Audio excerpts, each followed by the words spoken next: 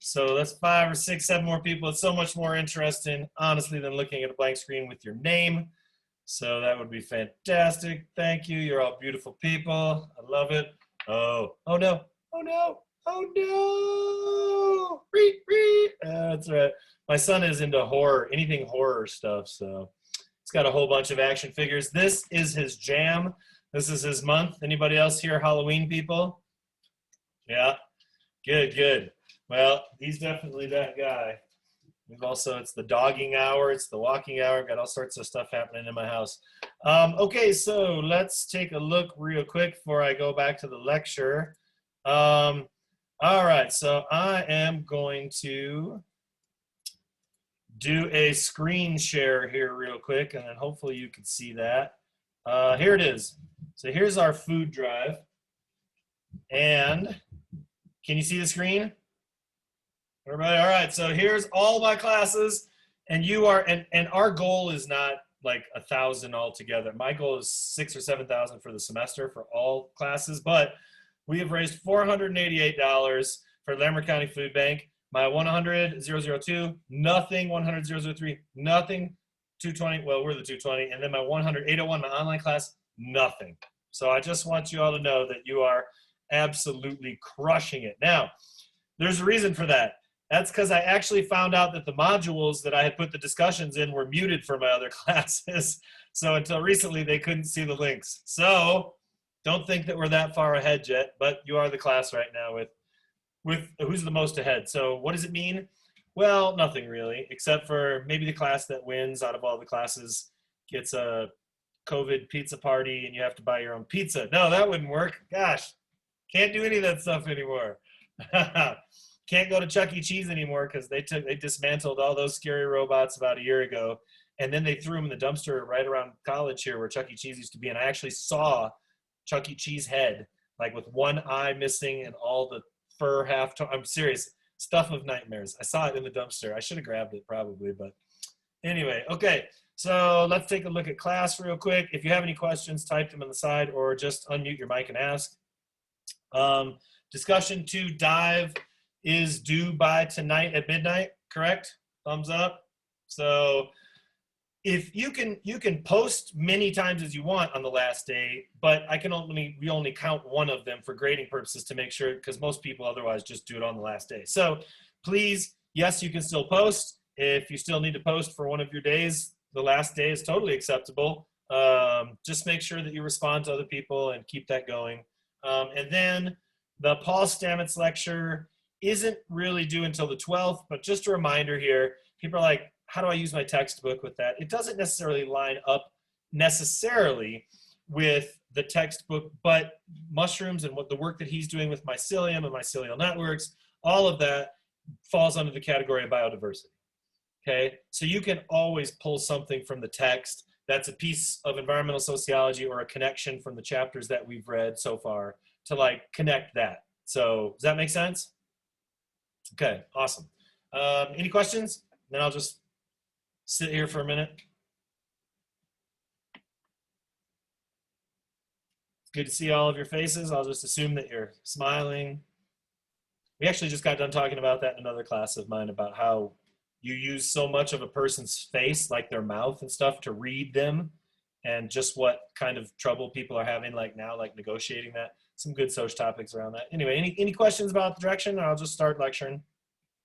I have a question about the solution essay. Yep. So are we choosing one thing that he focuses on how mushrooms are like helping the environment, or are we like using his knowledge to create our own solution? Good question. And I'll say either is fine. I think really that like developing your own super original creative solutions, I think that that's possible. That's a lot of work, but maybe you get a really great idea. So not required, but you could build off of something that he did. And in that first video where he's like lecturing, I mean, he comes up with 10 or 15 different uses from non-like pesticide, pest control to helping folks with breast cancer. And I think that was the turkey tail mushroom. My partner took that and reduced the size of a lump significantly. That was non-cancerous, but yeah, so there's all sorts of health benefits. There's detoxifying water. There's the piece about mushrooms being able to take out like toxins. If you look at that, like he got a thing from the government, a contract, and so did some chemical companies to detoxify these 3 like piles of, you know, mess of like sludge and stuff. And they did an amazing thing. So once you watch the video, if you haven't watched it yet, do, because I think there's 10 or 15 amazing solutions in there. And you could talk about implementing any one of those. So maybe it's like, oh, here's how we need to do this. Or they're doing myco socks. They're filling hemp sacks with inoculated, you know, with oyster mushrooms. And they're putting these in like streams where there's a lot of toxic farm runoff.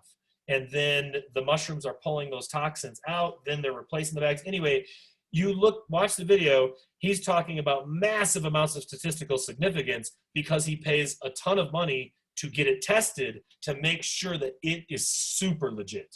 So Paul Stamets isn't just like mushrooms. He makes sure that he backs up everything. And whether they're looking at detoxifying nuclear waste, or those piles of waste of other types of industrial waste, or helping with river, whatever he's doing, they make sure and they test, and the level of statistical significance that they get is almost always off the charts. And if it's not, then they know because they've got the data, right? So anyway, all right, should I be aiming message towards biodiversity? Can I just, yeah. So, I mean, you know, we're thinking about biodiversity, but it's got to be around mushrooms and all the different solutions that mushrooms can provide. In regards to, like I said, just in that one video he talks about.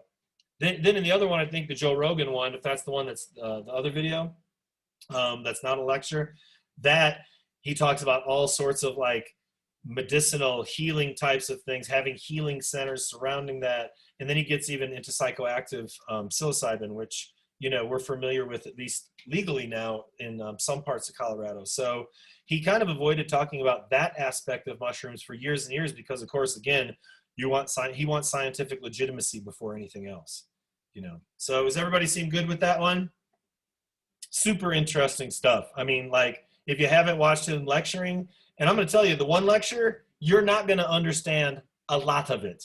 I get that. I don't understand a lot of it. Once he gets into the physiology stuff and the heavy duty stuff, he's stringing like 4 sentences together.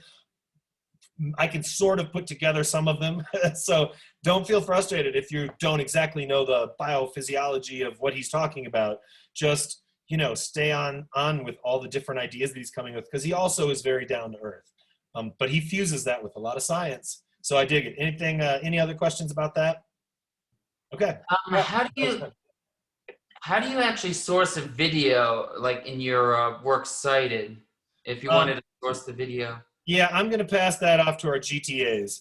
So email your GTA. The reason is right now they're writing like master's or doctoral thesi, and so they'll know exactly how to do that. First, you might want to consult. There's a lot of really handy online places to go to look up what MLA or APA does, things like that. If anybody goes to a good site, type it in the chat box, and then you can go and look how to cite a lecture there.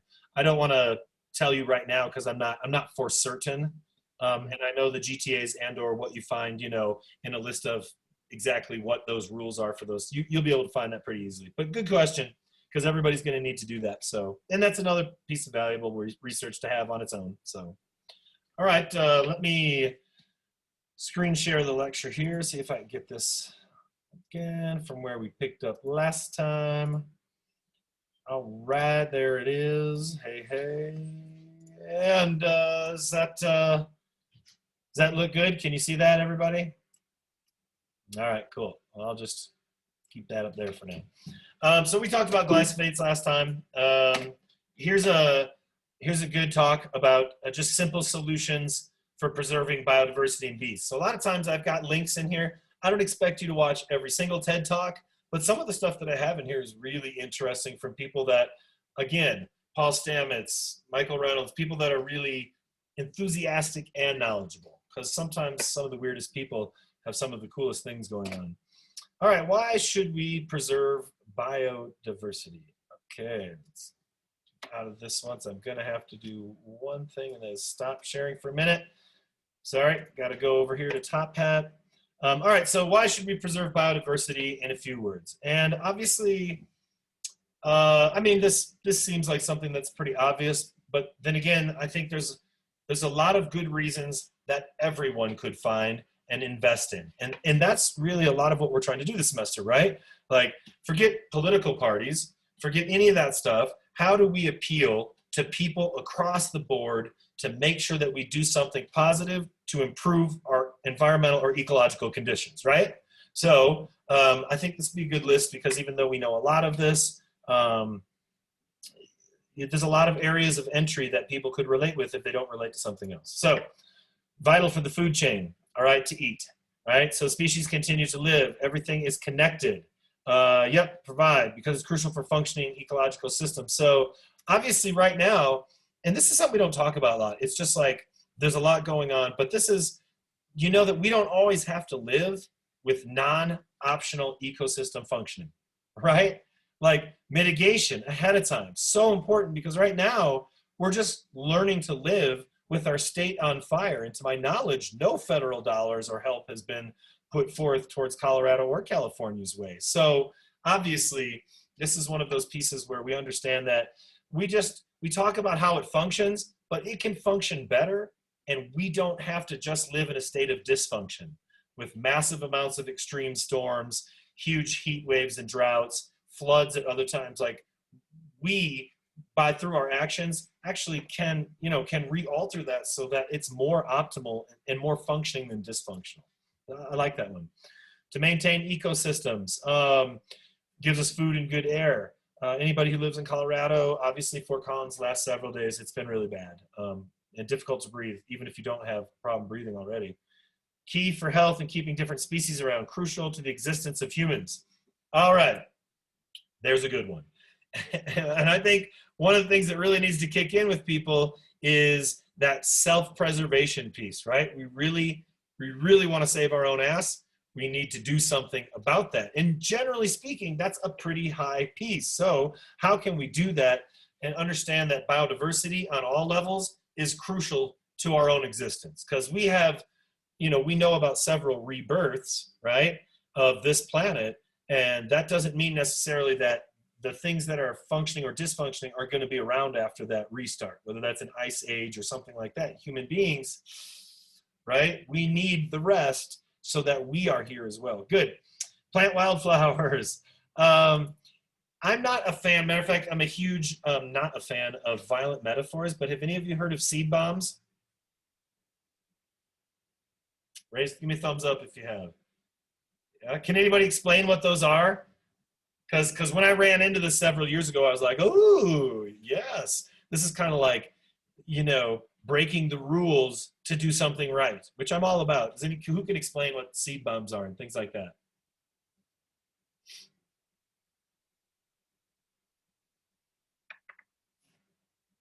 Anybody? No? Is it like Johnny Appleseed? Yes, I guess, yes. Yeah, so you can actually go online and find kits that have kind of, whether it's cylindrical or whatever, they're seeds that are all together, and some of them even sell them with like slingshots so that you can actually go around and plant like native seed and things like that, in areas, and like reseed with natural wildflower seeds, with whatever that might be. So pretty cool. And another thing, if people are interested in that, I know that my friend about 15 years ago was in Minnesota working, and they were paying him to grow all sorts of wild seed that would normally be in Minnesota that wasn't propagating, because they wanted to re-get this stuff going that hadn't been going. So they will actually pay you to do a lot of that if you have a space to do that, which is pretty cool. All right, plant wildflowers. Everything depends on everything else. It's life or death at this point. All right, responsibility as stewards. Yep, at least for ourselves, concerning longevity, quality for humans, and being able to survive, protects everything for future generations. It's what makes the world beautiful. I like that. Better for our future.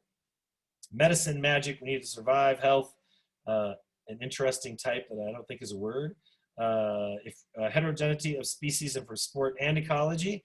If we don't, then ecosystems would die off because species depend on each other. Yeah, absolutely. Obviously, a lot of really fantastic reasons, and we understand that. But it's good I think to refresh ourselves, right? This is sociology. The further that we get away from our natural world, the more we need to reminding and to remind others of just what that means, right? Not that just this biodiversity exists, which a lot of people aren't even fully aware of, but just what and how important it is.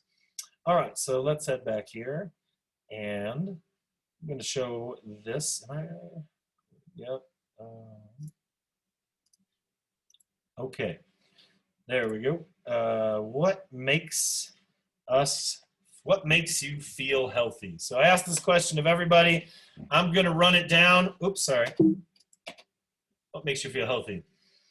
Because we have a pretty diverse list here. Let me get back to that. And sorry, I know I'm switching back and forth a bunch here, but yeah, sorry about that real quick. All right, and let me read this off.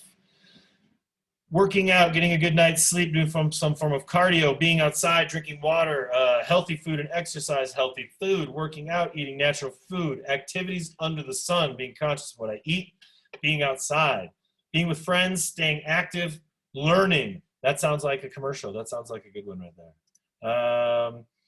Being hydrated, being active, eating right, eating healthy, eating things from the earth, connecting with the earth, eating the right foods, being outside, eating natural foods, a well-balanced diet. I mean, I'm telling you, like, there's definitely a decade ago, and maybe this is because we just watched Dive, I'm not sure, but there's a lot of food-centric stuff here. And so it's interesting because a couple things happened. Yeah, we're more conscious of it because we're in this class, but then over the last 10 years, major rise in how much people or food consciousness from my students. Clean eating, plant-based diet, going for walks, getting outside, working out, eating healthy, making beneficial and positive choices, eating the right food in a good mindset, eating good food, exercising, fruits and veggies, good food, drinking enough water, exercise outside, being happy, proper nutrition. Okay. These are all very good answers. Why did you choose what you chose? Or more importantly, come on, people. This is a very basic list. So what else makes you feel healthy? We are human beings here. And this is, I mean, there's a lot of exercise. There's a lot of eating right. Certainly, if we start to think about this a little more, what else makes you feel healthy? Certainly not Bears games, but they do play tonight. So what do you think? What else makes you feel healthy than just good food? Having a happy mind. Okay, see, because there's all, like, when we define health, it can be really different. Like, there's so many things that are not on this list. So having a happy mindset, all right? What else? And feel free to chime in and unmute your mics. What else makes you feel healthy?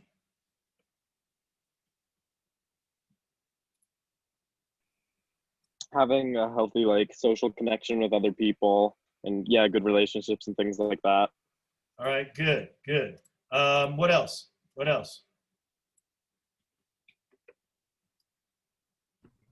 I would say, like, keeping myself, like, mentally, like, with friends, like, being with people, or, like, learning, like someone said, or just, like, generally, like, using my mind, because often I've, like, during quarantine, like, once summer started, found myself, like, just getting in a rut, and, like, once, like, my mental health sort of, like, fell, like, you're, like, physical, and then you just, like, don't feel well.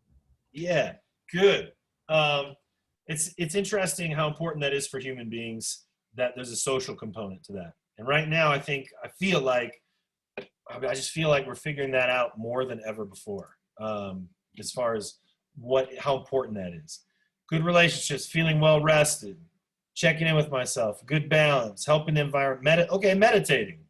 Not something that everybody does, but actually, I'm interested, taking some time for mindfulness or some type of meditation. Now, what we won't be doing, which, this sucks, because this is such a cool thing that I love doing, is here's what we do, and especially when it's nice outside. In the past, I give an assignment, and the assignment is that we all go outside to the back area outside of Clark, and we do nothing for 15 minutes. All right? And I'm going to tell you this, when it's beautiful outside like this, it's awesome. Because when we're sitting out in that big area behind there, people know immediately that something's up. And so people start filming us because we're not doing anything. And you start to think like, how do we use our outside spaces on campus to feel healthy? Or how do we use or not use these spaces? And so often there's some sleeping for sure going on, but a lot of times it's like you're working. And so once people start to walk by a classroom of 120 or 150 people out on the lawn, seriously, like for 15 minutes, that's my assignment to you. Go outside and do nothing. And we'll find out, just maybe I'll have everybody do that separately, you know, so that we don't miss out on that. And then we find out just how challenging that can be to actually try and quiet your mind and do nothing, especially on campus. It's pretty funny. We definitely, like I said, we have people take pictures of us and stuff like that while we're out doing it. But yeah, just being outside. What else? What else? There's some stuff that's not on this list that makes us as human beings feel healthy and happy. And also maybe we're like, oh, I don't want to say that because shopping isn't supposed to make me feel healthy or happy. But sometimes if I were to ask in this class, when have you bought something to make yourself feel better, even for 30 seconds, everybody's hand would be up. All right, let's just be honest. So what else makes you feel healthy? Let me check on the chat here real quick, but go ahead and chime in. Target discount rack, sleeping. That's what I'm talking about. Let's get into some of these human being things besides just like eating the best food and making sure I have proper exercise. Sometimes it's the exact opposite of what we would think that is healthy that makes us feel good. Petting my dog. That's what I'm talking about. All right. Good. Binging a TV show. Petting. They now have like dogs. Okay. See, look at this list. The list that's coming up right now through chat. Look, don't ever answer questions. The deal is, I'm not in a classroom making you feel loose. Got to loosen up here a little bit. Yes, because the more relaxed we are, the more we'll learn and the more we'll retain. So let me come back up here. Yes, they even have dogs now right on campus that actually come to campus during finals just so that you can pet them, right? They used to, okay? And I think that is the coolest. So maybe I got to get my pit bull to be an emotional support dog because all she ever wants to do is nap and like lay on people. So maybe I'll do that so I can bring her up to campus. But she's got to be legit because we know people fake that. Because I've also had people bring dogs in their purses to my classes, and they are definitely not therapy dogs. I had like a 15-year-old dog, Chihuahua, that this person would bring in my class years ago. And whenever when I would say be good people and do good things, and the dog would sense that people were packing up, it would wake up from its like old dog nap and start barking at people. And growling at people sitting next to the student. Anyway, let's go back up there. So yeah, petting dogs. Crystals. Awesome. Did you go to the Gem and Mineral Show? Did anybody in this class go down and have an awesome experience? I take the boys every single year. We went this year. It was distanced. It was super cool down in Denver. And you get a huge appreciation. You get to hold like a meteor. You ever held part of a meteorite, something that's been streaming through space for hundreds of millions of years and wound up here? Awesome. TV shows, slacklining, Minecraft, buying plants, going to concerts, right? Going to concerts. I mean, that is something that I am missing in my life. My wife and I would go and dance at shows for the last 25 years. This summer, I didn't get to play too many shows and I didn't get to go see too many shows. So yeah, absolutely. Starbucks drive-thru, yes. All right, here's some things that make it every semester that did not make it. Getting high with friends and partying always makes our list. It didn't make our list once. I didn't say what's healthy for you. I said what makes you feel healthy. Tried a pumpkin cold brew. Oh, Starbucks, right? You know what makes our list that did not make our list, and that's fine, sex. Okay? That frequently makes our lists of what makes human beings feel healthy. And I assume that even during COVID, people are figuring that out. Like I'm pretty sure if human beings are going to figure out a thing, that's one of the things they're going to figure out, right? Guitar Hero expert mode completion, bruh. Yes. Awesome. All this stuff, whether it's video games. Look, we have a much more holistic sense, right, of what health means to us. I mean, it used to just mean kind of like one thing or another. So like physical health, back in the day, if you don't have a temperature, if you're not broken, then you're fine. Nobody in the 1950s much was asking people, how is your mental health feel? Are you okay with your spiritual health? Like that wasn't a thing. So this is a great test question, right? And that's just like, what is human health? How do we define that? We're talking about that. And your health is very much related to biodiversity. That's why we talk about it in this chapter. So a state of complete mental, physical, and social well-beings, and not merely, and this is how it was forever, the absence of disease, right? That for a long time, that was our basic, I mean, massage therapy, acupuncture, yoga, that stuff that just 10, 15 years ago, people were like, sort of on board with. Now every professional athlete in the world is accustomed to acupuncture. They're accustomed to yoga, right? Meditation, all of these things. So, right? And quality of life, and this is where we kind of talk to folks about what that means. It's enhanced by biodiversity. Our quality of life is greatly enhanced by biodiversity. It boosts our mental spirit and spiritual health, our mental health, spiritual health, things like recreation, which we didn't get to on our main lists. We're just kind of thinking, in some pretty basic terms. But now we understand that recreation is a huge part of how we are healthy, how we stay healthy, and how we feel healthy. Biodiversity enriches human knowledge, therapeutic application, medicinal and plant resources. I think I asked some questions about if people are using medicinal plants, things like that, supplements and vitamins. We'll talk about that. But when we do, I mean, this is a statistic now that's several years old. Global herbal and medicine market, this is not figuring into account cannabis. So just herbal medicine like vitamins, supplements, and food, $43 billion annually. I'm sure that number is doubled by now in the last several years. And if we were at all to include revenue from legal cannabis, it would be, we'd start to tripling and quadrupling that number. So people need plants and that knowledge of whatever that is, and we use supplements, and we use a really much more holistic way to sort of approach our lives now. So do you buy herbal medicine, plant-based medicine on a regular basis? Let me check back here and see what folks said. 16 said no, or 16 said yes, 51 no.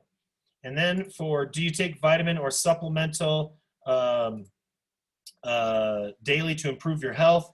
This is where now we're split. Before, most people said no as far as plant-based medicine, but for this, 24 yes, 24 no, 18 not daily, but frequently, and then 2 for vitamins and supplements are BS. So without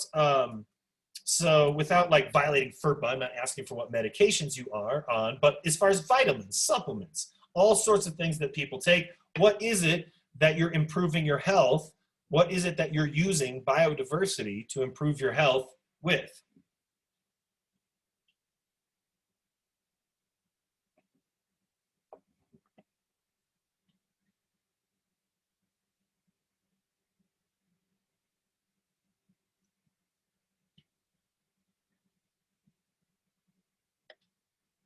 Anybody?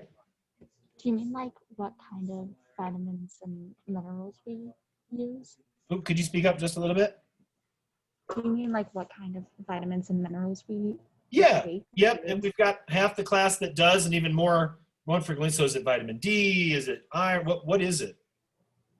Well, I take an iron supplement and magnesium supplements.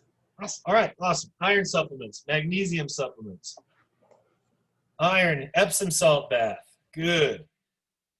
Vitamin E, D for women's health. Vitamin B12, 2 for B12. Excellent. Iron and calcium. And why? Not, if you've got an ailment, you don't have to, say that, but like, oh, I want to boost my immune system or whatever that might be, right? B12 people, are you vegans? Vitamins, vitamin C on there. Vitamin C is really powerful, especially plant-based vitamin C. I don't think you can have too much of that. Not a bad idea. Always, I think. I take B12 and iron because I'm vegan, and it helps like with energy levels and stuff. Right. And noticeably enough for you to continue. Yeah, like I've been on it for a couple of years, and it's definitely really helped me. Awesome. So Paul Stamets, who we're watching the video of right now, has this whole line of host defense. Like I said, people use that who are trying to reduce lumps for breast cancer, for colon health, for like mental health, all sorts of stuff. And so I think it's called, it's Stamets. I'm not. You'll have to look it up, but it's awesome.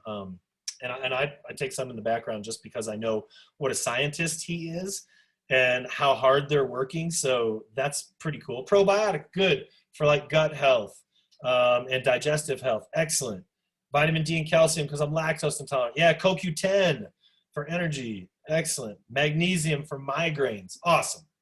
Now, honestly, 20 years ago, and most of you probably not born yet, or many of you, but 20 years ago, just not this much knowledge of food by any stretch. Not this many people taking supplements or aware of supplements and how they can help and how they can improve their health, mental health, whatever that might be overall. So yeah, naturally iron deficient.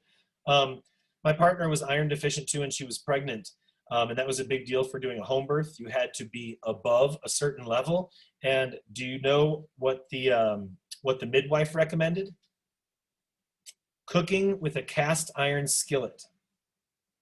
Yes. So apparently, and very effectively, because it raised Julie's iron levels in a short amount of time. And so I was like, wait a second. You're telling me that, so you're getting like little flecks of iron and things like that just from cooking on that? And that's actually enough to raise the levels in your blood? I said, then what is everybody else getting when they're eating off those really weird, sketchy, whatever that's made of, non-stick coating? I said, what do people get from that? And she's like, I was like, ah. So we mostly cook with old school cast iron skillets around here, but as a way to raise the iron in your blood, that was recommended to us actually. And of course for a home birth, you know, bleeding involved and you have to be really careful with that. So yeah, some pretty strict regulations for that. All right, awesome. Let's go back to the screen share, see if I can get that going on. All right, everybody. Oh, it's pretty smoky, excuse me. Pretty smoky over here. All right. So, that looks awful, right? All right, so biodiversity. Some more advantages of biodiversity: places limits on infectious disease, and it does this through biological controls. I mean, really, again, we are part of biodiversity. Too oftentimes we see ourselves separate, and those help rein in disease vectors. Whether you're talking about like how a mosquito or tick carries disease-causing microorganisms, you know, to move from one host to the next. But there needs to be those types of control through biological controls. Again, trying to do that and reproduce that as human beings to begin with, not cost effective, but it's just not possible.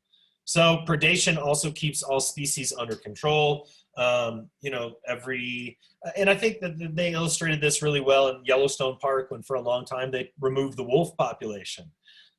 Which was very misunderstood and its function and everything else. And then they had to reintroduce that because they provide a really important service. So these are biodiversity dependent services. They're infinite in value. And yeah, you actually cannot you can do an economic model that gets us close so that we know we're saving trillions. But at that point, you know that something's doing so much for you that, you know, like it's too important to quantify. Okay. All right. Vote to bring back wolves in Colorado. Oh, is that up for vote right now? Interesting, good. So we know that we are also in a great extinction, right? We're looking at, I mean, our biodiversity species estimate could be 10 billion, could be 30 billion. It's tremendous. And of course, we really don't know with the ocean. It's one of the last sort of explored places, but there's a huge threat, and that's with, you know, taking things in the open nets. And look at when you're hunting something like a whale, you have to understand that that's pretty much on the same food chain as part of the food chain as human beings, something with a great deal of intelligence, something with 70 million plus years of DNA. That is important not to lose in that chain. So these shows, you know, Greatest Catch or whatever, the glorification of fishing and media, and that, although Deadliest Catch or whatever might be an interesting show, it drives attention away from just how much that's doing and just how much damage that's doing to the ocean. So obviously our species loss is happening. I have here at a tragic and alarming rate. But we're looking at 27,000 plus annually. And if we had leveled that, if we were planing that off, that would be one thing, but we are not, right? So it's the same thing with the triangle that we're looking at setting a wedge in, maybe with CO2 or something. You've got to drive a wedge in of behavior. It's not happening. That's over 74 a day, at least in low estimates. And it's 1,000 times the historical background rate, which is how we know we're in this, which I believe is the 6th great extinction that we know. So the greatest one that we have experienced in time, what are the chances that humans can survive it? It's something that we need to consider. And if you've never seen the cartoon The Far Side, I think he's coming back and doing stuff like that. I just like those dinosaurs because it looks like they're like looking out for adults to come over and bust them for smoking cigarettes or something like that. But what are the chances really that human beings are going to avoid it? I'm not going to go through this whole list here, but these are just some of the threats to biodiversity. So again, when we get people that are like, and I understand some of where people come from when they say, but the earth is too huge, how can we possibly make a big impact? And if that's genuinely a question that you have and you're not just sort of refuting this outwardly, then the answer is here, right? Agriculture, aquaculture threats, residential, commercial threats, energy production, mining, transportation services, human inclusions and disturbances, biological resource use, natural system modifications, invasive, problematic species, and gene. I mean, I'm not through this, right? I'm not going to read everything, but it's a cumulative effect, and you're not facing one of these in America and one of these in China and one. I'm not trying to be snarky here, but you're experiencing these like multiple threats all at once and in most places. Okay, so we understand that this happens because there are tremendous threats to biodiversity right now. I mean, and you probably, maybe you did, maybe you didn't, but with the fires that were going on in Australia, like it wiped out, I can't even remember, was it 80% of just the koala population? And that's like the first thing maybe we think of, but it was on and on and on. And that was just one huge event. But these are happening right all over all the time. So anyway, just and I understanding this, that, there are multiple entryways, too many to consider, of ways that there are threats to biodiversity. All right, so biodiversity versus biodiversity. We've got species richness, genetic richness, and ecological diversity, right? And when we talk about having a species problem, really there is this inherent ambiguity surrounding the definition and the use of the species concept. So I've got kind of, and this is again more scientific, more biological, but the biological species concept, the property of reproductive isolation, which is an idea here where it does tend to overemphasize gene flow between populations, and then tends to aggregate certain species together. But it stands on its own as that ecological species concept, speciation through ecological selection, and phylogenetic species concept, property of common descent. So it splits populations into distinct and potentially new species. So an idea here is just that for the longest of times, we were not approaching biodiversity on a multitude of platitudes and levels, okay? It was just, what's the species problem? What's extinction look like? We weren't really talking a whole lot about ecological diversity. And if we're losing a rainforest, the focus was on the fact that the forest was getting cut down, not that everything else that lives there, plants, the ecological background, the things that all rely on each other, that they would be lost as well through that. So some heady stuff here, but ways to distinguish between that. Here's some biodiversity hotspots, and I'm recording this, so sorry I'm moving a little bit fast. I want to make sure to get to some of this other stuff. You go back and then pause it if you need to. And again, a great place to study, and I'll put out a study guide this weekend. So for everybody who needs and wants a study guide, the test opens up next Friday. It'll be open to Saturday at noon. I'll get to that, next time. We know it's next week, but I'll also make sure to have a study guide there. And usually it's where the text in these slides will intersect. So you can see here a list of biodiversity hotspots. They have increased in the number. This is from 2012.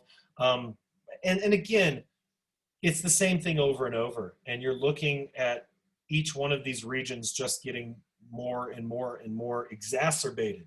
Like Brazil isn't on this list as much here, and now it would be 8 years later covered in red.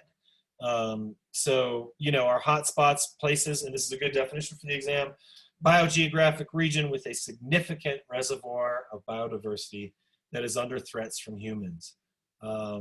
Obviously, it's missing in some areas, like really, really large deserts that are harsh areas to live in anyway. But we're losing our forested areas, we're losing rivers, we're losing a lot of oceanside lake, excuse me, freshwater and saltwater areas that are coastal areas. And so there'd be a lot more red in North America, South America as well. As far as lower coastal elevation zones, we've talked about those a little bit. So anyway, an area with a significant reservoir of biodiversity that's under threat. And when you look at this, really, there's not a lot of places that you can go where human beings haven't made an impact. I think a sociological observation of this would be there's a lot of people on this planet and they're impacting. And of course, the United States, if we were really to look at, and I mean, go back in time, this is a snapshot of 2012, but if we're really to go back at what was forested and what kind of biodiversity really lived and thrived here, you know, most of the United States, most of North America would be in red as well. And that's not just taking big chunks of beaver or bison, that type of thing, the big pieces, it's also the small pieces of biodiversity as well. All right, let's talk about this a little bit, and then I'll wrap up with the lecture on Tuesday. But biodiversity hotspots and a problem of concept of ecosystem. And you know, this is again, one of the reasons that we have to look at, there's so many, sociology, or through a sociological lens when we talk about environmental sociology or our environmental world, our natural world, is because we tend to put an emphasis based upon value. So it's not just that we treat every part of our natural world equally. We tend to value some over others. And some of it has just been, we've heard of this more than others or in other places. And some of it is, this is, again, what we've been taught is more under threat. And it's a great example here between rainforests and wetlands. They are both very important, but the emphasis on what a rainforest does is so much more important than how we have talked about wetlands, which have their own. And of course, in Colorado here, we're encroaching on these tremendously. Where they're building in Loveland, where I used to live, where they're building new neighborhoods in Fort Collins, as they're trying to build around, through, and in areas that would otherwise be wetlands. So tropical rainforests, yes, of course, massively important. Ecosystem services, climate regulation, nutrient recycling, that's what it's doing for the earth. And then of course we would look at it and say knowledge of plants and healing and the potential to, you know, have the rainforest be an area of healing for human beings in their most desperate moments perhaps. So yeah, wetlands though, marshes ignored largely, and certainly an area of development much more, although they are cutting down the rainforest, we just don't see as much about it. You know, we need a live feed. Is there a live feed of forest deforestation? Maybe not, because you're in such a remote area, but nowadays, can you do a live feed so that people see that? Somebody find out for me, all right? Somebody send that to my email, go online after class, tell me if that exists. You know, I think that'd be interesting to find out, maybe through satellite data. Erosion control, nutrient recycling, storm protection, which means, you know, it's like up the canyon. If you pave it and then there's drought and then you cut down all the trees, each tree is able to suck up tens of thousands of gallons of water. So that's an example of storm protection, right? So just a thought on how we come to recognize and value one over another. Oh, and then I've got, I guess finally, we'll leave with this. Jim Carrey's creepy face from the movie Dumb and Dumber. You know, you go in the airport flying somewhere. What about humans when we look at this, right? I mean, we are a species that creates and alters our ecosystems, and certainly we should measure in the biodiversity, but I guess the question here is, do humans factor in to biodiversity in ways other than negative ways? Can we make a positive impact instead of always making a negative impact on biodiversity? We know that. So I don't know. I guess that's something for us to think about. Maybe think about that. Do you think human beings can be a positive impact or measure for biodiversity? We'll start off class next time then with that. So where are the positives? How can we measure them? What is our involvement? What is our responsibility as human beings? I think that's a good one right there to look at. So fish. Okay, so there's a bunch of comments here. Some of them been some sightings. Okay, so anyway, wolf comments, things like that. Fishing shows brought attention to decrease in diversity. You're saying they're glorified to be. Just that the fishing shows themselves can sort of glorify that, sure. And a lot of those shows are not fishing in responsible ways. Now, some of them, though, bring, like, what was the Whale Wars? Something like that really shows you what's going on in another kind of extreme or maybe more intense way for that. And I don't know if they're still doing that or whatever. Anyway, stuff to think about for next time. Any questions before we go? I'll put this up on YouTube, the YouTube channel. If you haven't subscribed to the YouTube channel and you want to know when these videos are posted, just do it. Go there and subscribe, and then you'll at least get a notification when I put it in the specific playlist for 220. So yeah, if you have any other questions, Campus says your office hours are by appointment. How do we go about making an appointment with you? Send me an email, and then we'll meet through Zoom. And then we'll just meet on the class, the one that we normally meet, but it would be an off day or time or something like that. Yeah, I just answered questions this morning for somebody about clarifying a paper for my Social 100. I welcome that. 5 or 10 minute meetings, drop in things. Please do. I get to know you that way a little bit better. And right now, when we've got 41 people logged in and only 12 people showing their faces, it's going to be hard for me, so much harder than before, to recognize or to know you. So I'm always welcome to do that, or always willing to do that. All right. Sent you an email yesterday. Yeah, sir. Send me another. Bump it up to the top. I'm incredibly busy, but I just met with a few students the other day. So yeah, just send it, resend it, push it up to the top of my email. I'll get back to you after class. All right. All right, everybody. Breathe safely and well. Take care of yourself. Wear your mask. Register to vote. And yep, be good people and do good things. Take care, everybody. Have a good one.